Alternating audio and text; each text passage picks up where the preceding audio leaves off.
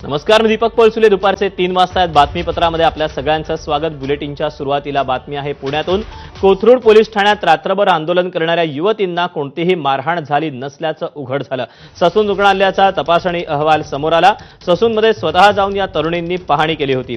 अहवालात मुलींना कोणतीही मारहाण झाल्याचं नमूद नाही. अधिकृत अहवाल अजून हाती आलेला नाही, मात्र त्यातील माहिती एबीपी माझाच्या हाती लागली. 2 ऑगस्टला या मुलींनी स्वतःहून ससूनमध्ये जाऊन मेडिकल करून घेतली आणि त्या अहवालातली ही माहिती समोर आली आहे. याबद्दलचे अपडेट आपल्याला शिवानी पांढरे देते. शिवानी, हा अहवाल नेमका काय सांगतो? या अहवालात कोणतीही फ्रेश इंजुरी म्हणजे जेव्हा त्यांनी तपासणी केली होती त्याच्या आधी 24 तासात कोणतीही फ्रेश इंजुरी नाहीये, जखम किंवा इजा नाहीये असं समोर आलंय. पण आपण दीपक जर क्रोनॉलॉजी बघितली तर 1 ऑगस्टला हा सगळा प्रकार घडला होता.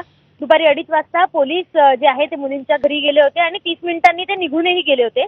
मात्र 4:30 वाजता पुन्हा पोलीस आलेत आणि त्यांना घेऊन गेले होते.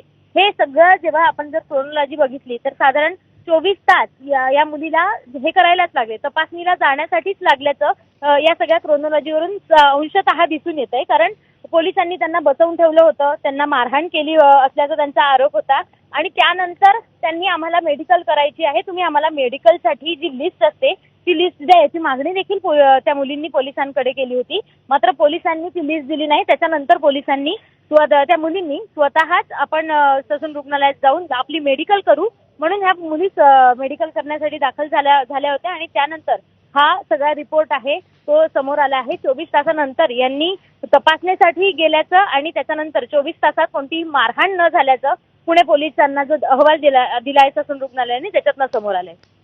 शिवानी, धन्यवाद दिलेल्या सविस्तर माहितीबद्दल. संभाजीनगर